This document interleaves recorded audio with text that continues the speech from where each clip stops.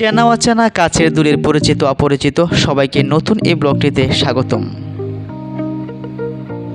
আমরা এই মুহূর্তে আছি চট্টগ্রাম আনোয়ারা। অনেকে হয়তো শুনেছেন, অনেকে হয়তো এই জায়গায় এসেছেন।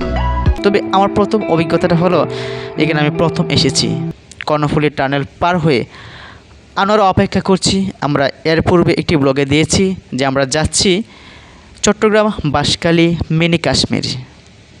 বন্ধুরা, ধাপে ধাপে অবশ্যই সব পর্ব তুলে ধরার চেষ্টা করব। সো দ্বিতীয় ধাপে এই ব্লগটিতে রয়েছে মূলত আনোয়ারা একটি এরিয়া। এখানে আমরা দাঁড়িয়ে আছি এবং অনেকেই ফটোশ্যুট নিচ্ছে, কেননা এই জায়গাতে হয়তো আর নাও যেতে পারি। ভ্রমণ প্রতিদিনে যাওয়ার সুযোগ হয় না।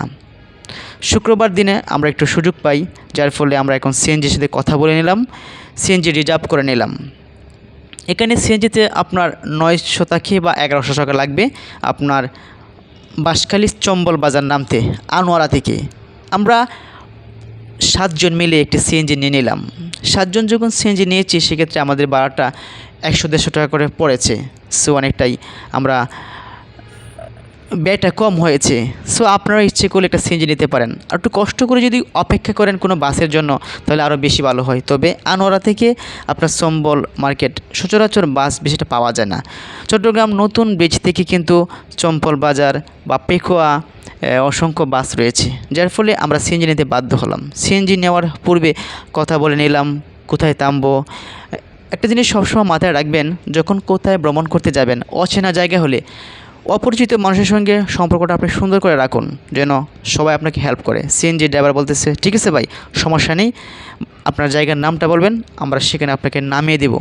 সো জায়গার নামটা কিন্তু সুন্দরভাবে বলতে হবে, নয়তো কিন্তু আপনি ভুল জায়গায় নেমে গেলে সেদিকে ভাড়াও বেশি হবে, আপনার কাঙ্ক্ষিত জায়গা পৌঁছাতে কিন্তু অনেকটা কষ্ট হয়ে যাবে। যাক, বলতে বলতে আজ আমরা আনোয়ারা এই 3 রাস্তা মোড় থেকে উদ্দেশ্যে রওনা দিলাম বাঁশখালীর।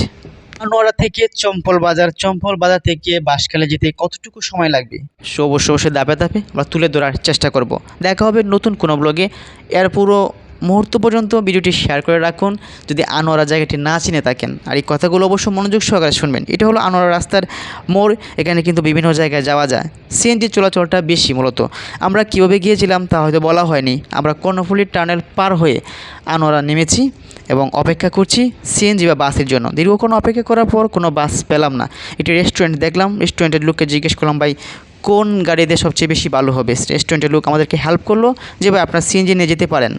তার মধ্যে আমরা এই পাকে দেখতেছেন তো আমরা কি করছি, সেলফি তুলে নিলাম, সিএনজিতে উঠে গেলাম।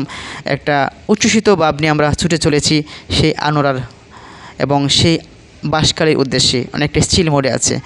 যাই হোক, আমাকে নয়নে হাই দিচ্ছে, আমি তাকে হাই দিলাম। এভাবে আমরা আনোয়ারা ত্যাগ করলাম।